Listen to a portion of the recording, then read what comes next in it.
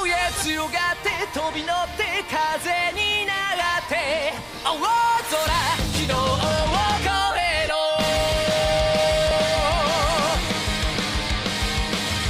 Hello everybody, welcome back to Talking Mons, our Digimon Adventure 2020 recap podcast. Yeah, sorry we've been gone for the last couple of weeks, just been busy, but we're going to be playing catch up here, so hopefully we'll be back on track soon. But my name is JD, and I'm joined by my good friends Jeanette and Gary. Hello. Hey, And we are here to talk about episodes 51 through 53.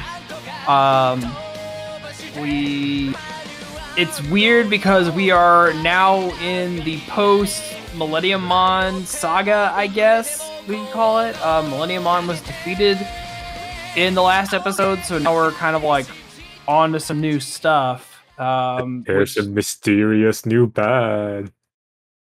Yeah, mysterious new bad every 10 episodes. Yeah, apparently Millenniummon wasn't the big cataclysm they were led to believe. No, that was just that's just that's the starting point. We got more horribleness to come. The footnote and the badness coming. Yeah, exactly. So we'll go ahead and get started with episode 51, The Mystery Hidden Within the Crests. This one basically is it picks up pretty much right after Millenniummon is defeated. Garbagemon messages Izzy and be like, "Hey, I'm hanging out at this research lab that's basically inside a giant tree. We have these things you should come look at." And so the kids all make their way over there, and hey, remember those crest things that were really important in the first series? We're just now gonna be introducing them as a concept. You guys clearly don't need them to evolve. So I don't know what purpose they're gonna serve, but I guess we'll find out. I mean, as long as it means there's more Digimon. Yeah, as long as it means the series isn't over yet, I'm okay with this. Sure. I was so afraid that this was going to turn into a clip show. I was too. I was. They were having some dangerous clip show dialogue there at the beginning. Like they were going to just like have a series of flashbacks, but they completely avoided that.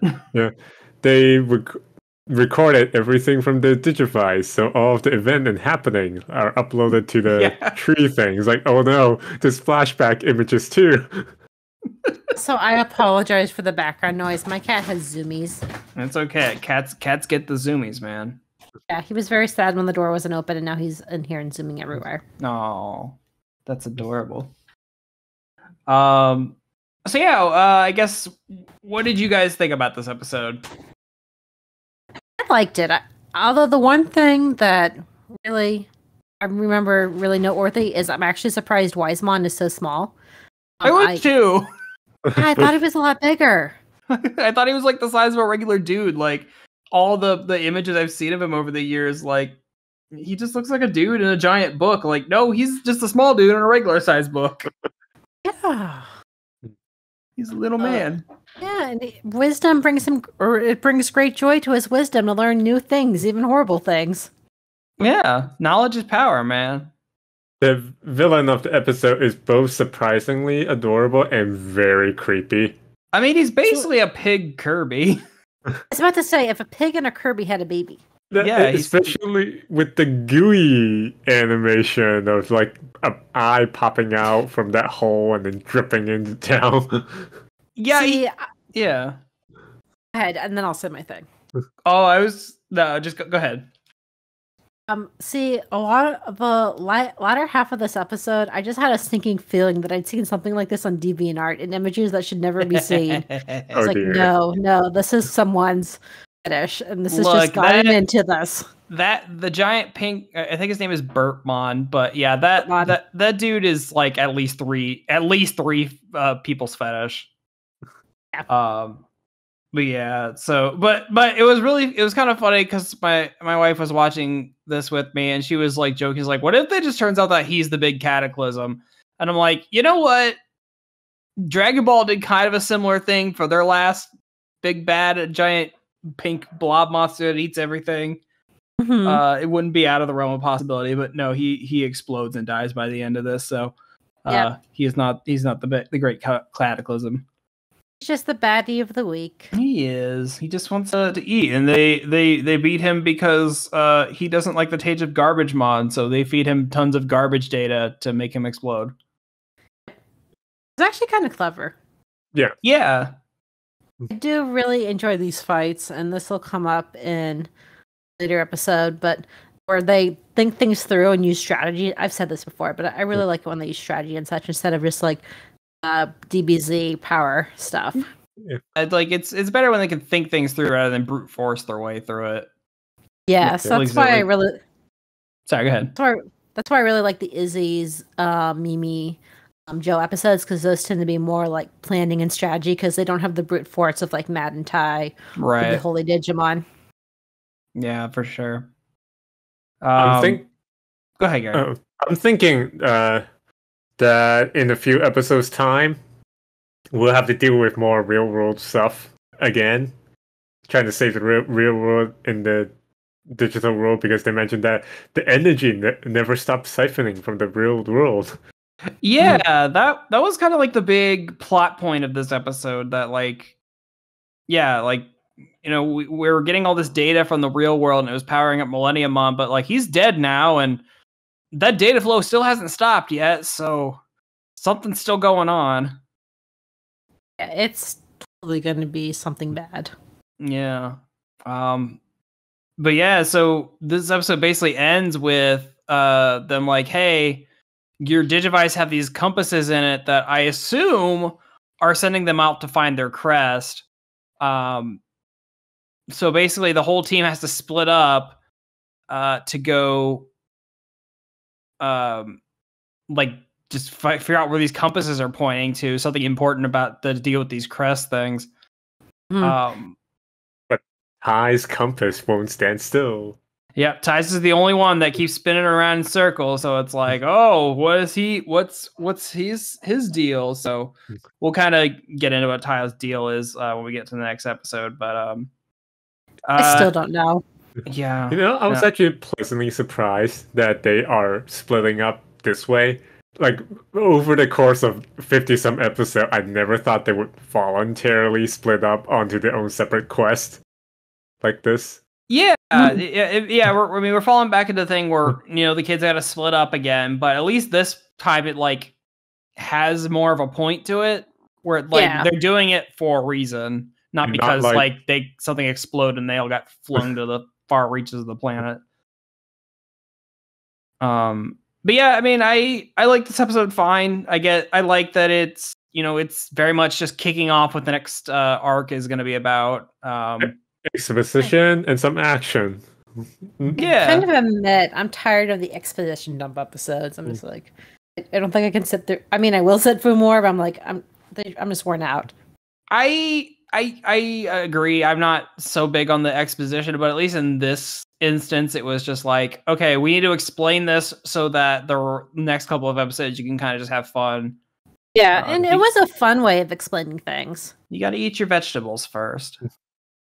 Fair. Or if you're Burpmon, you just eat everything. Because a big fat boy. Yeah, I thought the Burpmon thing was just kind of we need to have a fight scene in this episode, so we're gonna have a big peak monster is trying to eat his way into the giant research lab. But it does give Izzy an excuse to stay behind and study more information. Yeah, that was the interesting thing. Kind of curious to see what they would do with Izzy since he actually didn't leave the tree. Excited because I really liked Wiseman and I really like Garbage Man. I hope they appear again in an Izzy focused episode. I think that'd be great. For sure. And like Izzy's crest is knowledge, so I mean if he's doing research, I guess that counts. I like the little spider guy too. Just saying. The big spider guy now. Yeah, he's a big boy now.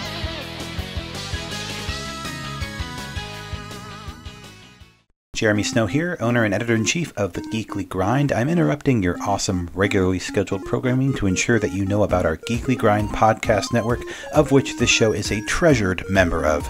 If you haven't had a chance to check out our site, you can do so at www.thegeeklygrind.com, and while you're there, check out the other members of our steadily growing podcast family, including the anime-centric Blake and Spencer Get Jumped, discovering new heroes and comic book keepers with Chris and Lance, exploring the vast universe of geekdom with Geeksploration, or of course appreciating animation's finer details with the Ink and Paint Club.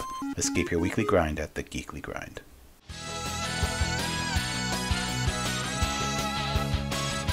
So we will go ahead and move on to episode 52, which is called Dance of the Heavens, Gomamon.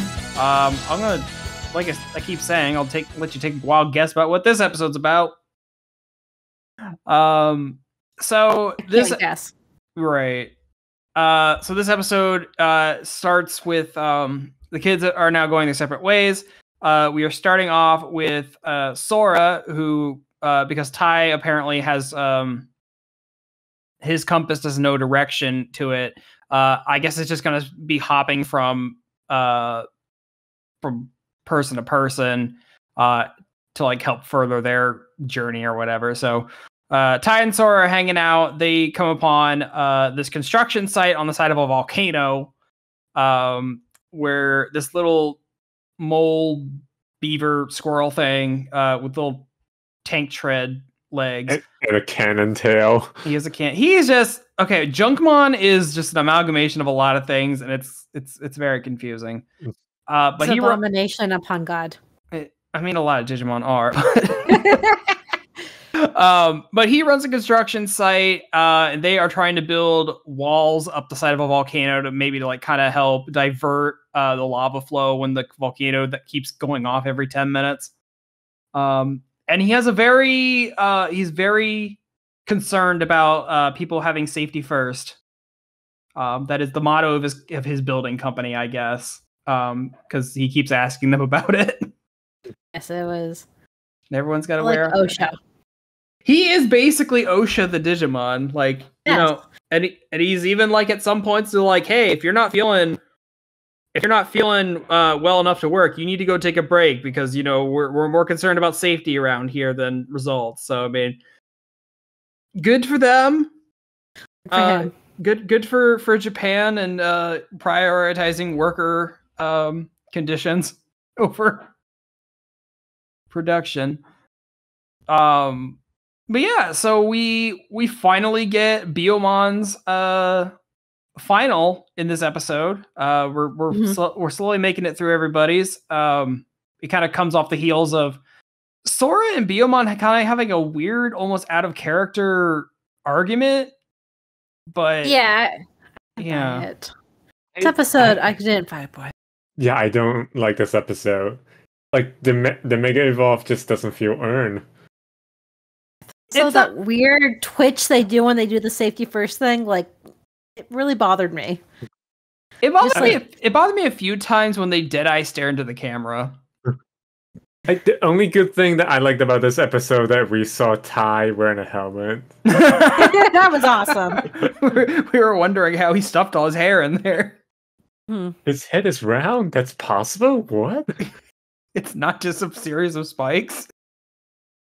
Yes, Tai wearing a hat is actually very funny. Because it looks very unnatural. Mm-hmm. But no, I'm totally with you guys. I'm very torn because obviously it's a Sora-centric episode, so I want to like it. But like just the weird argument that she and Biomon have this episode where it's like Biomon accidentally gets crushed underneath a pile of like scaffolding and Sora like goes into weird like overprotective mom mode and it's like nope, you're not doing any more construction, you're gonna sit here and you're gonna recover. And Biomon's like the whole time is like no, it's like I'm okay to help and like I can help out in some ways, but Sora's just like kind of brushing her off. And you know, at one point she's all like, look, I'm fine by myself, I can do this by myself, I don't need your help. And then like Biomon like starts crying because you kind of forget that these Digimon are basically infants. Gomamon is a sensitive one. Biyomon, I kind of forgot how overly sensitive Biyomon can be sometimes.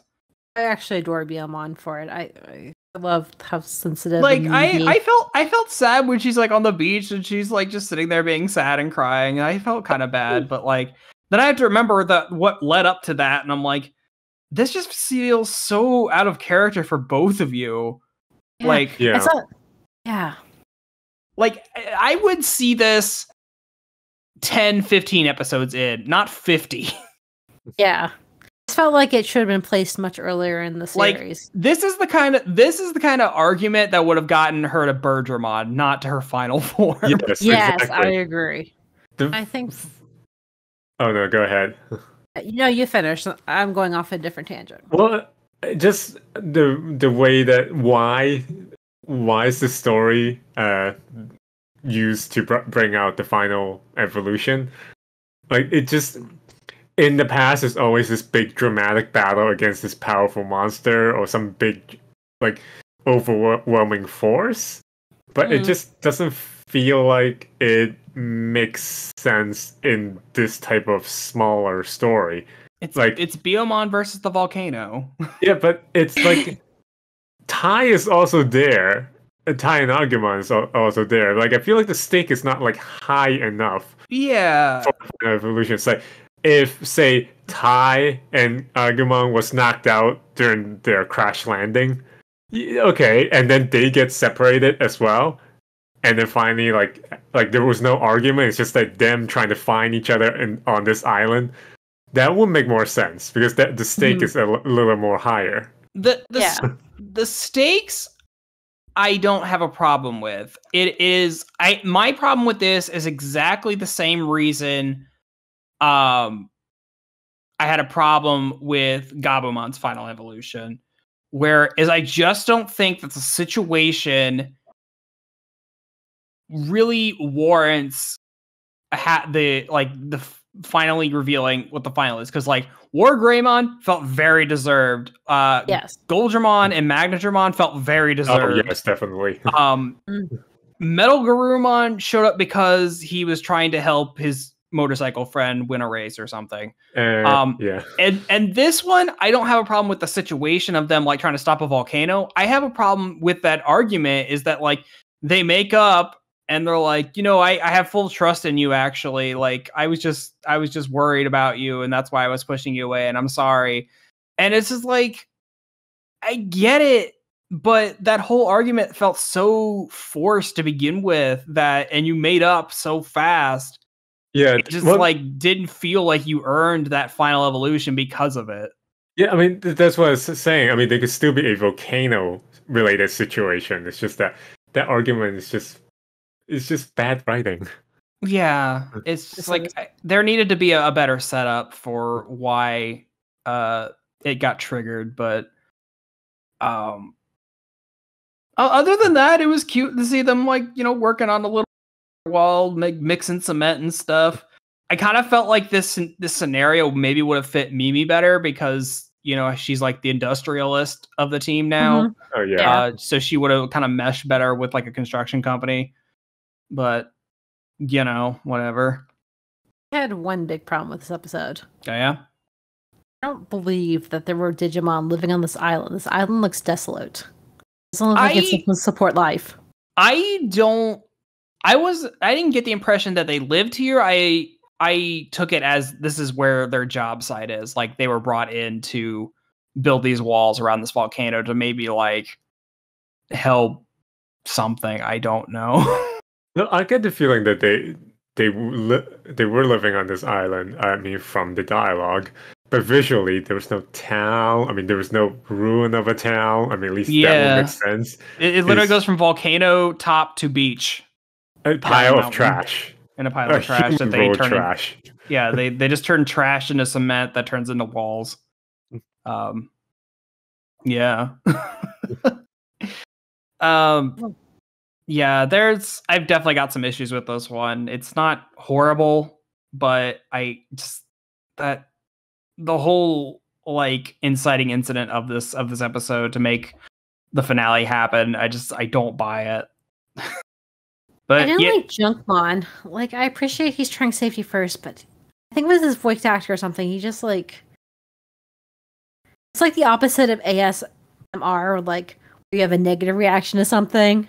Oh, I maybe I just wasn't really paying attention to that. But I mean, if that's I think it was just a me thing. No, and that's totally valid, man. If it bugs you, there's plenty of like voice actors that like just drive me up a wall. So I get it. Yeah, and then Junkmon travels with them. Like, no. Yeah, he becomes a travel companion. Well, at least he barely spoke in the next episode. Right. There's that. Well, do we have any more gripes about this episode? Nope. Right in the bin. Okay. Yeah. Cool. Well, that will bring us to our final episode of the day, episode 53, The Gecko Hot Springs Revolt. I remember because like I said a couple episodes back, Hulu stopped airing these episodes or like putting these up on their streaming service. So, Jeanette, again, thank you for letting me borrow your account so I could watch these legally. Yep. But you guys told me, because you guys were ahead of me, that this was a filler. This is more of a filler episode. And honestly, out of the 3 episodes, I think this one might be my favorite. Oh yeah, no, I adored this episode. I'm actually discovering there's a weird thing with this Digimon series, and no, despite all my griping, I actually really do like this series. I like the dumb filler better than the actual story. I don't know how to feel about this. I just think a lot of the dumb filler episodes are just like really goofy fun, and like I like when they have goofy fun. My wife actually hated this episode because she thought that Shogun Gekomon was like Uncle Bad Touch, which I could kind of get behind. He's just like it's creepy. He's getting real touchy feely with Gomamon, and it's uncomfortable. I mean, touchy feely. The first action was him licking people. He was. It's disgusting, man. I kind of had the same problem with the episode, but I filed it, and I liked the episode despite it, and still enjoyed it because there was a lot of good qualities. But that was the one aspect of the episode I didn't like, was how it was basically sexual assault as a joke, and it's like there's a lot of good things, but that thing just tossed it. Yeah, I get that sexual, like light sexual assault is still kind of like seen as a joke in Japanese storytelling. We here in America have kind of like we kind of decided that was kind of a bad thing. So, yeah. But, as I was telling my husband, it's definitely a cultural difference. It's yeah, for sure. I like. Well, at least it's still the villain who's like doing the bad stuff. It's the bad guy doing it, but like he's doing it at all. But I don't know, whatever. At least the little bald potato men come back. Yeah. So this episode picks up with Joe, who so when they back in the first episode we talked about, everyone but Patamon and Gomamon were able to digivolve and fight off the giant pink black hole monster. But so they kind of surmised that maybe they were just tired from the final battle with Millenniummon, since they did power up into their god mode. And Joe is like, hey, we went to this hot spring a while back. It was a little uncomfortable because there's all these bald naked dudes everywhere. But like, hey, hot springs will solve all of your problems. So let's take Godamon and Patamon over to the hot spring to like maybe rejuvenate themselves. So Joe takes the giant dog along with TK and Kari and all the Digimon pals to go back to this hot spring that you kind of just saw in Joe's like little asides. Just kind of little short snippets, but now we're actually at this place, and it turns out it has been frozen over. It is like the middle of winter now, and all of the hot springs have dried up. Turns out that Shogun Gekomon has basically gotten rid of all the hot springs so he could have one hot spring inside of a mansion for himself because he's a dickbag. And yeah, he basically kidnaps Gomamon because he wants to make Gomamon his bride. Because he wants a comfy bride, and Gomamon is hella fuzzy. So soft. He's so soft. Cozy. I like the part where he evolves into a Kakumon later, and he thinks he's even more fuzzy, and I like the stupid face he imagines on him. My current Facebook profile pic. Yeah. But yeah, so Gomamon spends most of the episode like tied up in Shogun Geckomon's tongue, which makes me remember that pretty much anytime the Geckomon family is brought up in the show, it's always just fucking weird. Because I remember in the old show that like the Geckomon were like they worshipped Mimi for reasons I don't remember. But yeah, so you get to see Joe basically try to figure out a way to rescue Gomamon by basically making up a fake hot spring to lure him out of the castle. And oh yeah, by the way, Ty's here. Well, towards the end.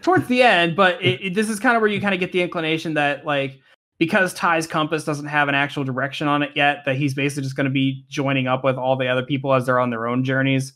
He doesn't need direction. He has family. I mean, he did Fast and Furious into the. He sure did. Scene. He sure did.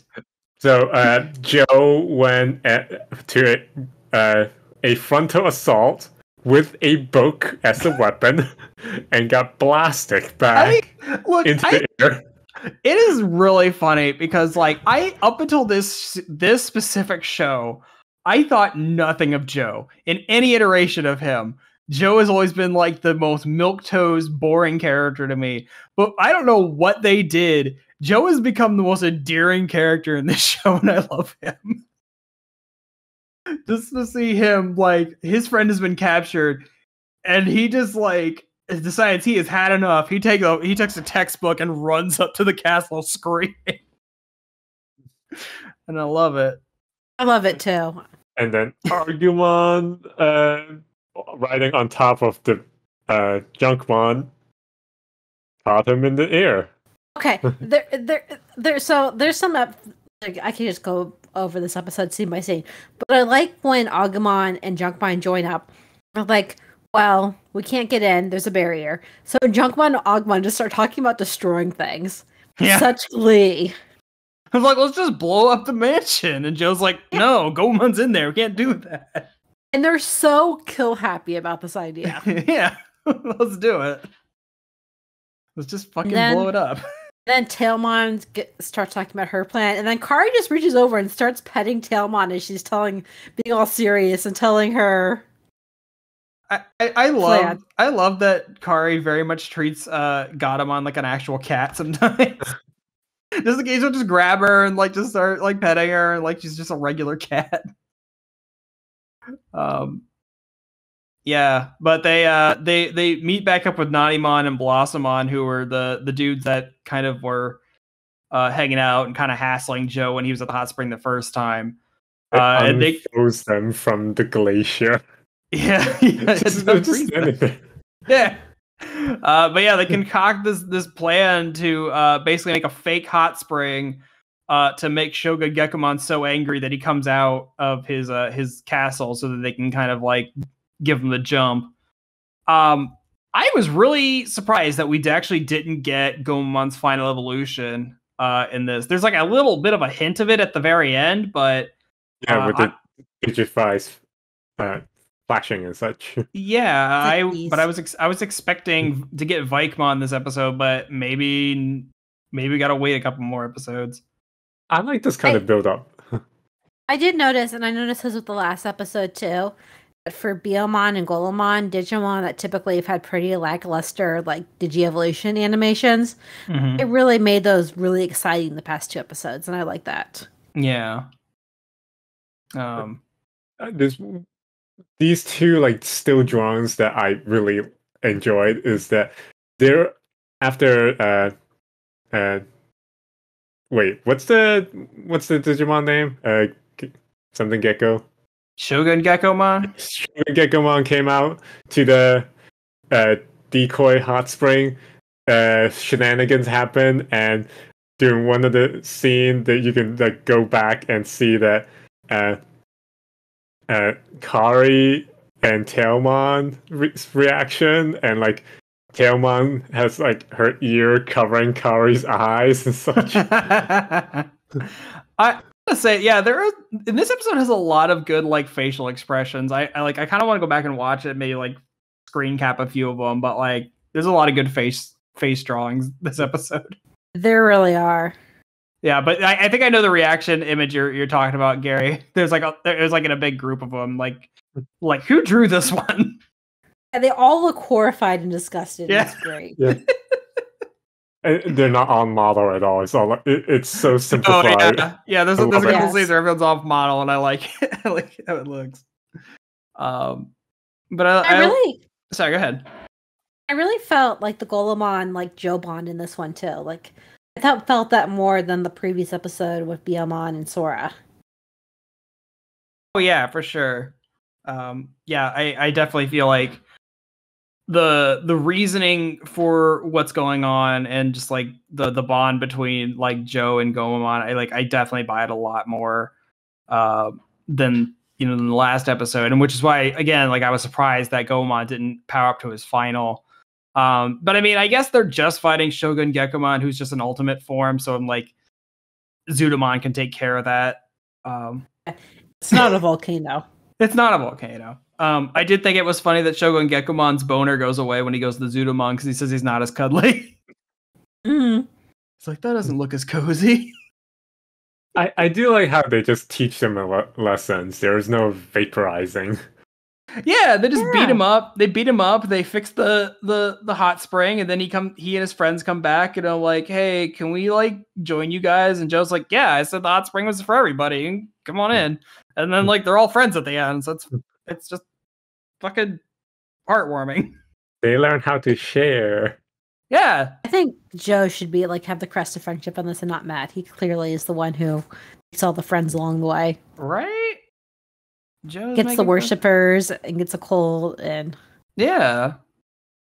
My wife was watching this and she was like, "Well, maybe he just like needs the bath to live. Like maybe if he's not in the bath, he like shrivels up and like dies or something." And I'm like, "No, Shogun Gekomon's just being a dickbag because he's like, I want my own hot spring bath, but no one else can have one, so I'm going to take all the water from all the other hot springs and you don't get to have one." It's like, no, don't have sympathy for him. He's an asshole. Yeah. Like it was fine and dandy that he needed his own spring, but he didn't need to destroy all the others. I just hope that like the Gekomons, like they become like just the recurring friend Digimon, like Leomon and Garbagemon, like all those like kind of recurring characters. Like I hope that like their entire crew, like even like the Kabuki dude. I'm sure all the Digimon from these past episodes are going to appear at the end of the series, like they did the last arc. So another thing, and I just literally just thought about this, is every episode that like Ty is gonna like go, if he is gonna continue this like hopping to the next character, is he also gonna take one Digimon from that episode and then that brings it with it? So like the next one, he's gonna have Junkmon and let's just say the Kabuki guy with him, and he's just like going to be building this like little team to go with him to every single spot. That would be an interesting series of events. It's just like it just becomes a show about Ty and his weird adventures with his weird Digimon team. I was kind of wondering if like Junkmon's going to hang out with him after this episode. I mean, he was going to like just go to hanging in the hot spring, so that yeah. Or maybe Ty just like trades one in, like, okay, Junkmon, you stay here, but someone else is coming with me, so Nanimon. Yeah, no, he takes a Nanimon with him. That'd be amazing. And I still just like the Nanimon don't talk. Yes. I will say one of the best visuals in this is they surprise Shogun Gekomon. They fool him with a bunch of Nanimon, and then you see Gomamon on one of their heads with one of their sunglasses. Yes. He's a I need little shit as well that fits him. Yeah. Got total Gurren Lagann vibes. Oh man. Sunglasses. Gomamon's a precocious little shit. I love him. He's great. Too. I love his faces. Like I know we talked about this, but I love Gomamon's faces in this episode. Gomamon's fucking adorable. He's a little man. He's my favorite partner Digimon. Yeah. Well, that's about all I've got. What about you folks? You got anything you'd like to say before we wrap up here? Nope, I think I'm good. Yeah, I'm good. Just curious on how the future episodes are going to turn out. Yeah, so when we're recording this, there's like at least 2 other episodes, so we'll catch up here soon. I haven't watched them yet, so no spoilers. Yep, so guys, that'll do it for us this week. Thank you all for listening. We will return next episode with probably the next handful of episodes just to get us back on track, but we'll get there. Don't you worry. Thanks for listening, stay safe, and we'll catch you next time. Bye. Bye.